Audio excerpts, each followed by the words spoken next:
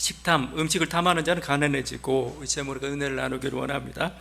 오늘 잠언서와 전도서 말씀을 같이 읽었는데 서로 충돌하는 것 같습니다. 잠언서는 음식을 탐하지 말라, 조심해라 이렇게 얘기하고 있고, 전도서는 즐겁게 먹고 마시라 이렇게 말씀을 하고 있습니다. 뭐가 옳은가? 둘을 종합하면 됩니다. 그러니까 적절하게 즐기며 먹고 마시라 하면 되겠죠. 지나친 게 문제가 되고 있습니다. 요즘 예능 프로그램 중에서 보면 대부분이 먹방 아니면 요리 경연 대회가 주류고 또 인기가 있습니다. 먹기를 조심하라고, 탐하지 말라고 말씀하는 거에 견뎌본다면 이것은, 이런 프로그램들은 좋은 건가 나쁜 건가, 악을 조장하는 건가 아닌가, 제 욕구를 적절히 이렇게 지금 자극하고 있잖아요. 오늘 말씀대로 한다면 식탐을 굉장히 조장하고 있는 프로그램들입니다. 건강하게 볼 건가? 그럼 여러분이 한번 판단해 보시기 바랍니다. 오늘 말씀은 그걸 좀 보려고 해요. 단테의 제가 신곡편 계속 신곡의 연옥편을 쫓아가고 있는데, 6번째 죄가 식탐입니다. 식탐, 탐식, 식탐이죠. 식탐에 빠졌던 자들, 그들이 형벌을 받고 거기서 정화의 과정을 거칩니다. 그러면 그들은 어떤 형벌을 받았을까요? 우리가 예상해 볼 수가 있습니다. 못 먹는 벌입니다. 그들의 모습을 이렇게 표현합니다. 그들은 누구라 할 것 없이 눈이 움푹 꺼져 검은 눈자 위에 안색은 창백하고 몸은 야위어 뼈가 살가죽에 바짝 달라붙어 있었다. 먹질 못하니까. 주변에 맛있는 건 많은데, 풍성한 먹는데 먹질 못합니다. 그래서 이렇게 말라있고 눈이 휑하게 들어가 있는 그런 모습이에요. 연옥에서 벌을 받는 사람 중에 교황이 한 사람이 있습니다. 마르티아누스 4세인데 이 사람은 5년간 교황의 제위를 했어요. 근데 이 사람 나중에 아니고 하여튼 왜 죽었는가, 사인이 문제가 됐습니다. 볼세나 호수에 뱀장어가 유명했나 봐요. 그걸 포식하다가 죽었다 이렇게 소문이 났어요. 뭔지는 모르겠는데, 이 교황은 미식가였어요. 그 다음에 또 과식하는 그런 사람 타입이었습니다. 뱀장어를 그냥 먹은 게 아니에요. 그냥 산 지미냐노 산 포도주를 먹여서 뱀장어한테 먹여가지고 취하게 합니다. 그리고 그걸 먹었어요. 그걸 많이 먹었습니다. 이렇게 돌아가셨어요. 그래서 연옥에서 벌을 받고 있는 겁니다. 정화의 과정을 썩 보기 좋은 모습은 아니에요. 그렇다고 해서 이게 벌인가, 이거 잘못인가, 죄악인가, 형벌을 받아야 될 정도인가. 사실은 단테가 이것을 쓸 때도 논쟁이 좀 있었습니다. 지금 계속 7개의 죄악들을 우리가 얘기하고 하면서, 왜냐하면 그게 잠언서의 말씀들, 교훈들하고 많이 또 일치가 되는 게 많아요. 하여튼 쫓아가는데 이 식탐이라는 게 그렇게 큰 죄인가? 이 식탐을 7개의 대죄라고 하죠. 카톨릭에서는. 거기에 넣었던 사람이 아퀴나스입니다. 토마스 아퀴나스가 이론적으로 정립을 했습니다. 정립을 한 게 신학대전에 쓰여 있습니다. 신학대전이 중세였던 신학과 어떤 철학이 다 담겨져 있는 그야말로 방대한 분량의 책인데, 그 중에 이제 식탐에 대해서 이렇게 얘기하는 부분이 있어요. 그 식탐을 정의합니다. 식탐이란 게 뭔가, 어떤 게 식탐으로 어떤 형태인가라고 할 때 그 5가지를 열거합니다. 첫 번째가 때에 맞지 않게 먹는 거. 금식철이에요. 지금 사순절이에요. 이런데 막 먹어요. 식탐이라고 얘기합니다. 사치스럽게 먹는 겁니다. 너무 지나치게 많은 고기와 진미, 산의 진미로 먹는 거, 이거 식탐. 세 번째가 많이 먹는 거, 식탐이랍니다. 정도 이상의 많이 먹는 거. 네 번째가 재밌는데, 조리 과정 등 까다롭게 미식을 추구하는 거. 음식 그냥 단순하게 만들어 먹지 왜 복잡하게 만드냐 이거요. 다섯 번째가 개걸스럽게 허겁지겁 먹는 거. 이걸 식탐으로 이렇게 줬습니다. 근데 이게 이 정의가 보니까 결국은 중세 수도사의 이상이 담겨져 있습니다. 안 먹고 뭐 이렇게 되는데, 그 중세 수도사의 그 이상들이 이렇게 담겨져 있고, 그래서 종교 개혁하면서, 그러니까 옛날 수도사들은 살찔 틈이 없었어요. 왜냐면 뭐 하루에 7번씩 기도해야 되고, 뭐 고행해야 되고 뭐 하다 보고, 그래서 종교 개혁하면서 이제 수도사들이 이제 목사가 되는 거죠. 이렇게 가는데 일이 없어졌어요. 그러니까 7번씩 기도 안 해도 되고 막 이러다 보니까 고행도 이제 필요 없게 되고 하다 보니까 전부 살이 찌기 시작했습니다. 그래서 루터가 그럴 때 이 뚱땡이 목사들아 막 그래요. 설교에 전념해라 막 이렇게 했을 정도로 됐지만, 하여튼 이 식탐이라고 할 때 수도사가 그린 어떤 이상들, 사실은 이 식탐으로 얘기했지만 중세 시대는 절대 빈곤이죠. 거의 다들 빈곤합니다. 근데 여기서 누가 과식한다, 식탐한다는 것 자체가 사실은 잘못된 거죠. 그것은 지금 다 굶고 있는 사람, 겨우 먹고 있는데 이 사람 너무 많이 먹고 있다. 사실 그 죄가 될 만도 합니다. 하여튼 이래서 탐식을 죄라고 표현했는데, 여기에 대해서 이건 죄라고 하긴 너무 가혹하다. 왜냐하면 인간은 먹어야 되는 거 아니야? 그래서 거기에 이제 그 반론이 제기됩니다. 탐식은 대죄가 아니다. 탐식의 대상의 음식은 그 자체를 위해서가 아니고 신체 영양 공급을 위해 섭취하는 건데, 어떻게 먹는 게 좀 더 먹었다고 해서 죄가 되느냐. 죄악이라도 가장 작은 죄다, 이렇게 얘기했어요. 그러니까 이 아퀴나스가 신학대제는 이걸 논리적으로 반박을 합니다. 여러 가지 쭉 글을 쓰는데 대충 논리는 한 4가지로 나와요. 첫 번째가 뭐냐면, 왜 식탐이 주냐면, 식탐에 빠진 사람은 음식을 단순히 생명 유지의 수단이 아니고 영원한 선을 대신하는 인생 최고의 목표가 되고, 그러니까 우리가 가야 될 영원한 선이 있는데 그걸 쫓아가지 않고 이 세상에 썩어질 것에 이렇게 자꾸 욕심을 두게 된다. 이래서 죄다. 두 번째가, 과도한 식탐은 육체 어떤 감각적 쾌락이 눈이 멀게 하죠. 그래서 이성의 올바른 판단력을 흐리게 합니다. 영적 나태함이라고 하는 거죠. 이성을, 그래서 이거 말이 돼요. 우리는 보통 이렇게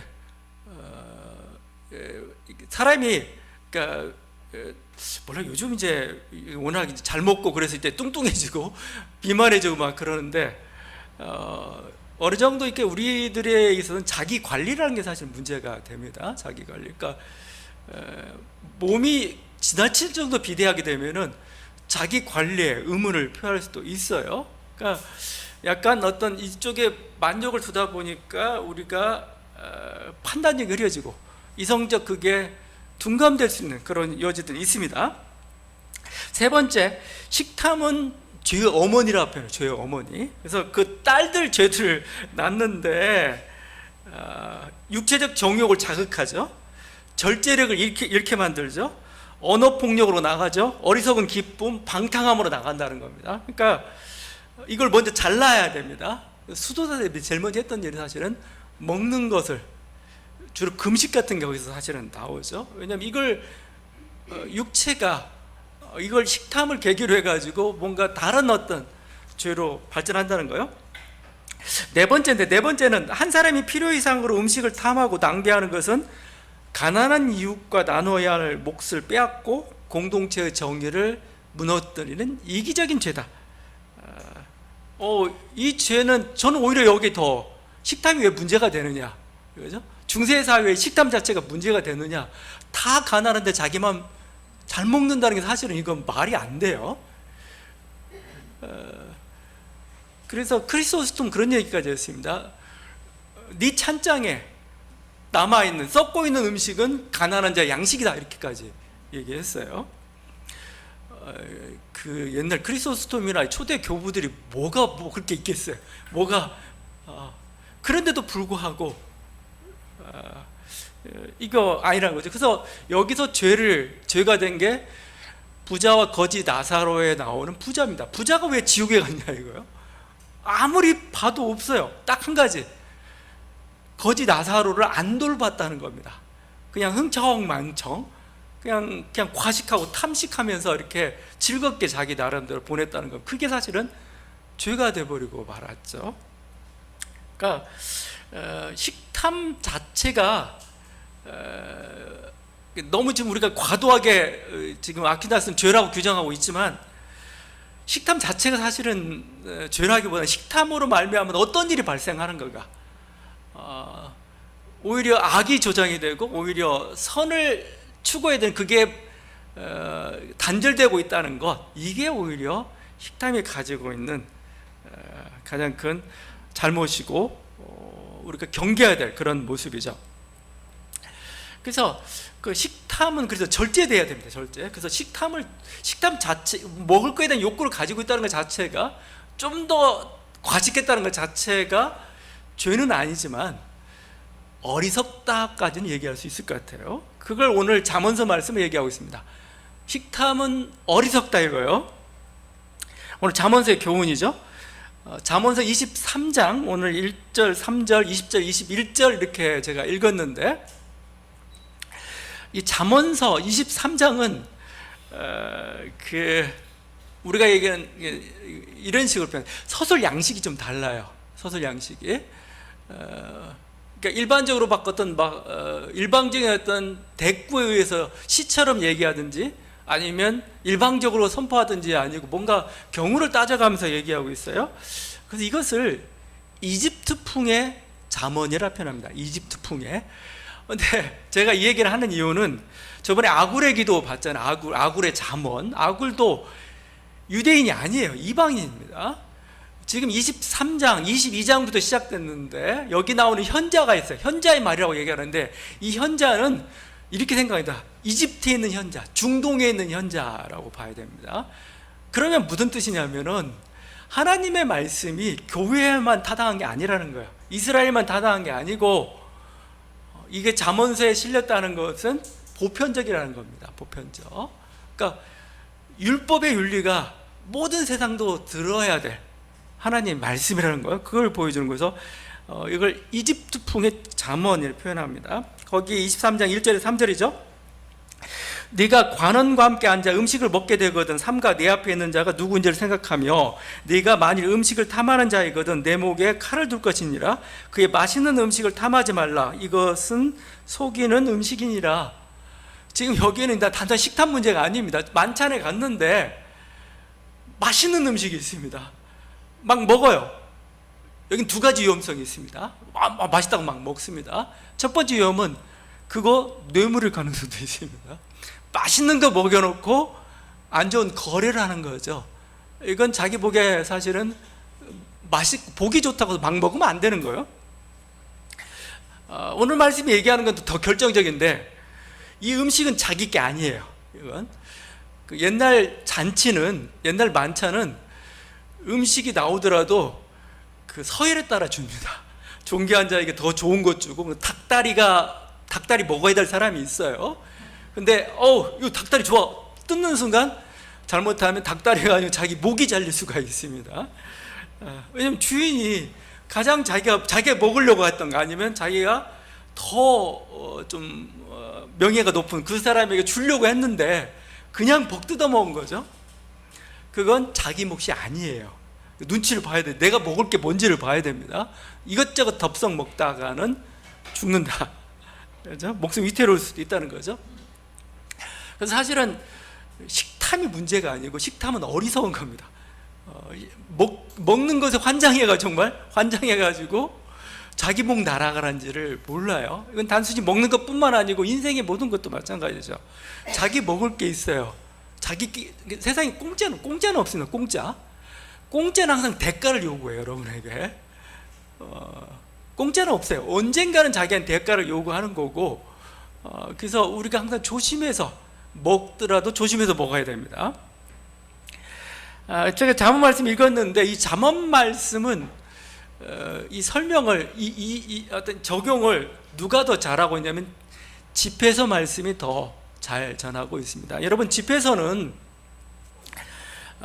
저는 가끔 인용을 하고 있지만 여러분들은 잘 안 읽죠. 성경이 66권만 있는 게 아닙니다. 성경의 구약의 외경이라는 게 있습니다. 외경. 그 중에 하나가 집회서예요. 근데 이걸 무시할 수 없는 게 초대 교부들, 초대 교인들, 예를 들면 어거스틴 같은 경우도 이 외경을 구약 성경으로 알고 읽었어요. 그러니까 프란치스코도 마찬가지고 모든 어떤 성인들의 말 속에 이 외경이 언급이 됩니다. 우리가 종교개혁하면서 외경은 경전 외의 경전 해가지고 외경 취급을 하면서 제껴버렸지만 그래도 굉장히 좋은 교훈들을 줍니다. 왜 제가 집회서 이렇게 장황하게 얘기하냐면 집회서가 지혜서예요. 지혜서. 잠언과 같은 지혜서입니다. 이 사람이 벤 시락이에요. 벤 시락이라는 사람이 집회서를 이렇게 썼습니다. 학교를 운영하면서 교장이에요. 율법 교사입니다. 율법 교사예요. 이 사람이 지혜를 가르쳐 줍니다. 이게 언제냐면 BC 132년경이에요. 그러니까 헬레니즘 물결이 그러니까 잠언서의 무대는 솔로몬 이렇게 되면 왕국 시대잖아요. 근데 집회서의 무대는 언제냐면 헬레니즘, 세계화의 물결이 막 이스라엘에 밀려왔을 때 어떻게 하나님의 말씀을 지혜롭게 우리 삶 속에 적용할 건가? 그게 집회서입니다. 집회서가 실제적인 내용들이 많고 이 집회서만 성경으로 좀 인정해 줬으면, 구약 정경으로 인정해 줬으면 개혁교회나 어떤 일반 교신들이 교회 성도들 가지고 있는 굉장히 반상식적인 거 있잖아요. 그걸 좀 감할 수가 있어요. 또 말씀 적용하는 데 있어서 뭔가 굉장히 융통성을 좀 줄 수가 있는데 안 돼가 좀 안타깝죠. 제가 그 구절 한번 읽어보겠습니다. 그냥 읽어볼게요.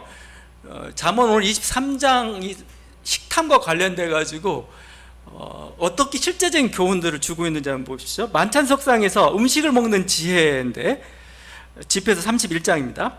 네가 큰 상을 받고 앉았느냐? 그렇다면 그 앞에서 목구멍을 벌리지 말고 진수성찬이로군 하고 말하지 마라. 눈보다 더 탐욕스럽게 창조된 것이 무엇이겠느냐? 그래서 눈은 자칫하면 눈물을 흘리게 된다. 남이 눈독을 들인 음식에 손을 내밀지 말고 같은 그릇에 손을 대다 그와 부딪히지 않게 조심하라. 얼마나 실제적이에요. 덜컥 집어먹지 말라는 겁니다. 네가 좋아하는 것을 남도 좋아하리라고 여기며 모든 일에 신중히 하라. 네가 좋아하면 남도 좋아해. 그죠?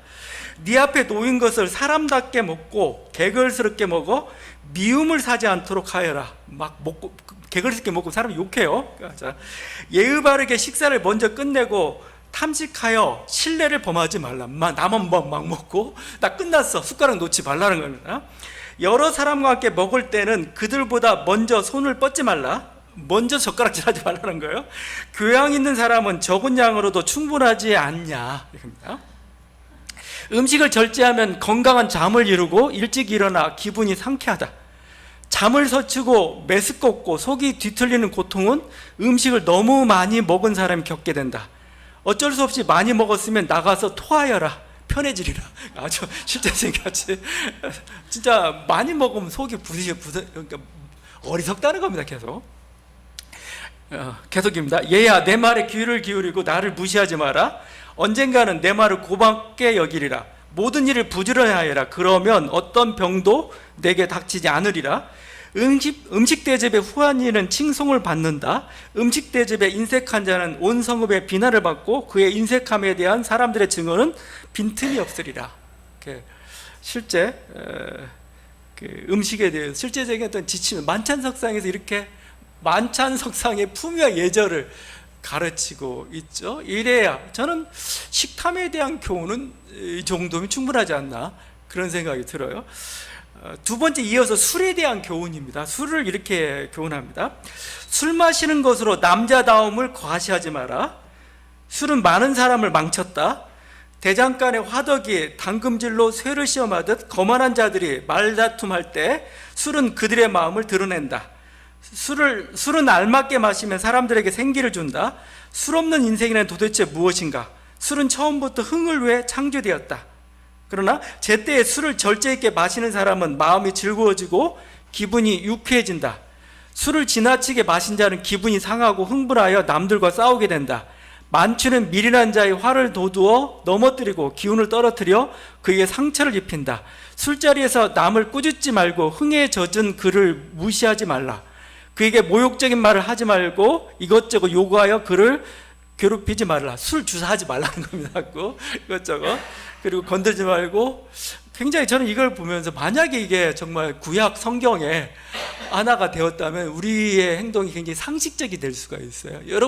우리들의 윤리는 항상 너무 극단적이에요. 하라 하지 말라 밖에 없어요. 왜 하지 말라가 더 중요한 겁니다. 그걸 잘 적용시켜 가지고 이런 폐해들을 일으키고, 또 이것 때문에 내 인생이나 아니면 내 삶에 있어서 별로 좋은 게 안 돼요. 좋은 인상도 안 남기고 좋은 결과도 안 남겨요. 그러니까 삼가라, 지금 이런 거 아니겠습니까? 절제 가지고 있는 그 힘, 절제하게 되면 건강할 수가 또 있는 거죠. 이런 게 하나님 말씀으로 이렇게 되었다면은 그냥 정말 반상식적인 일들은 우리는 하지 않을 것 같은데, 우리 개혁교회가 불행히도 외경을 다 버려버렸어요.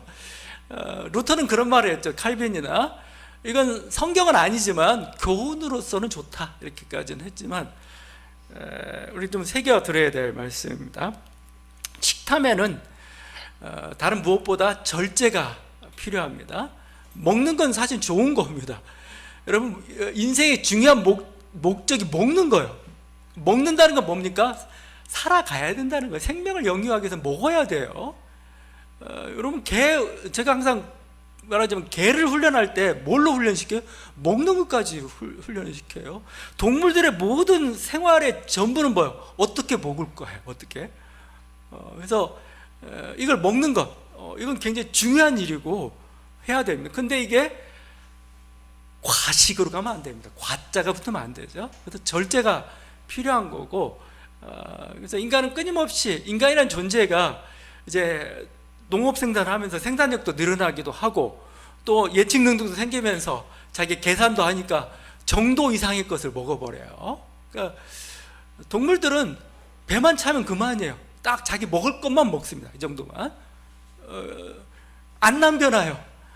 물론 남겨놓는 건 이제 약한 동물이라 좀 그렇지, 안 남겨놔요. 근데 인간은 엄청나게 막 싸놓고 더 많이 먹고, 또 먹다 보니까 맛있잖아요. 그러니까 더 과식하게 되고 그러죠. 그래서 식탐에 필요한 것은 우리에게 절제가 필요합니다. 그래서 내가 이 식탐에 빠졌을 때 내 인생이 어떻게 되는가, 내 인생 얼마나 망치는가, 내 건강을 얼마나 망치는가, 이웃과 관계를 얼마나 망치는가를 보면서 가는 거죠. 그래서 우리 한국 교회에 이제 근대화기의 교회가 들어왔죠. 그리고 교회가 막 이렇게 사회에 영향을 미치면서 그러니까 강점기 때 했던 운동 중에 하나가 금연 운동이었습니다.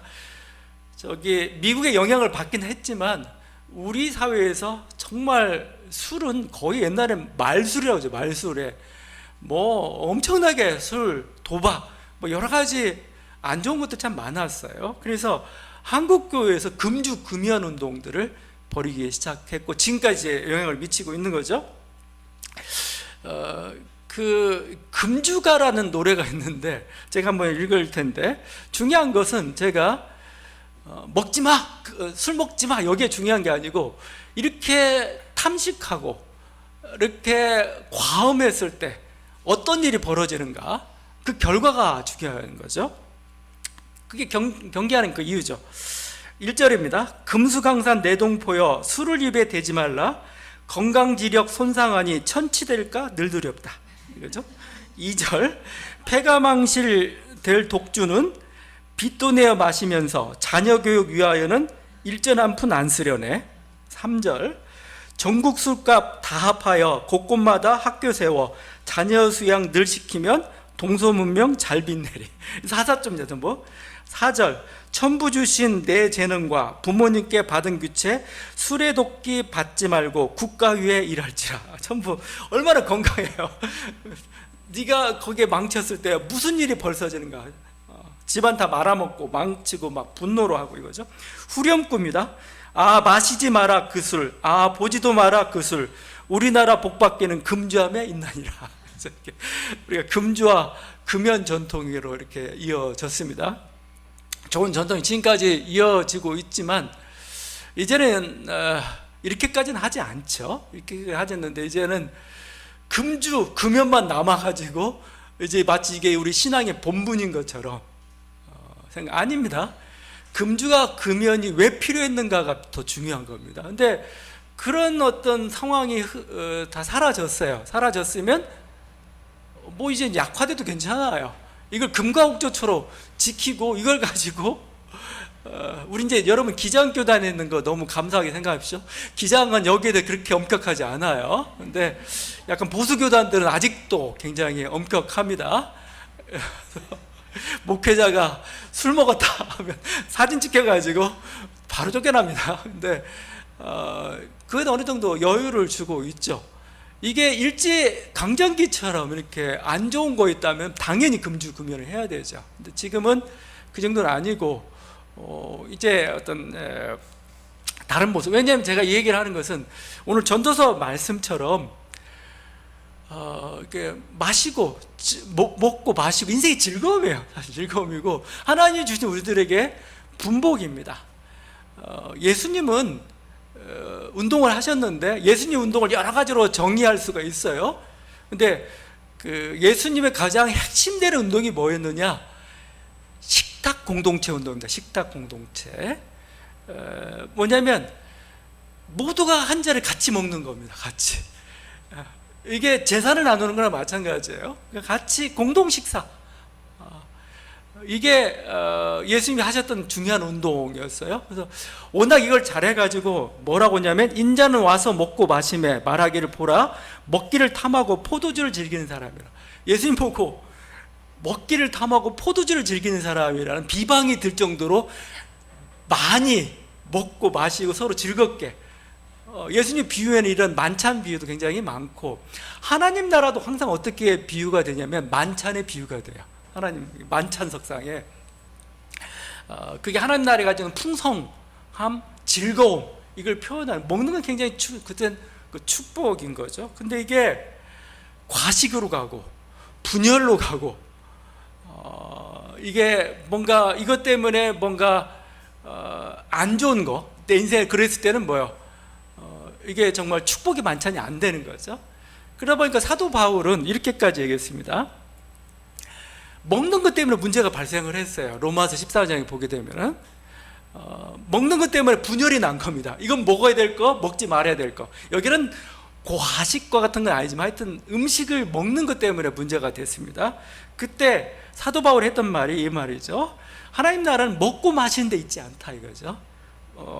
하나님 나라는 정의와 평화와 기쁨에 있다 이거죠. 정의와 평화와 기쁨. 그러니까 이런 식으로 표현할 수가 있습니다. 우리가 같이 먹는데 같이 마시는데 여기에 정의가 없어요. 여기에 뭔가 평화가 없어요. 여기에 기쁨이 없어요. 그건 올바른 만찬이 아닌 거라고 볼 수가 있죠. 정의와 평화와 기쁨을 깨는 거예요. 그럼 먹지 말아야 됩니다.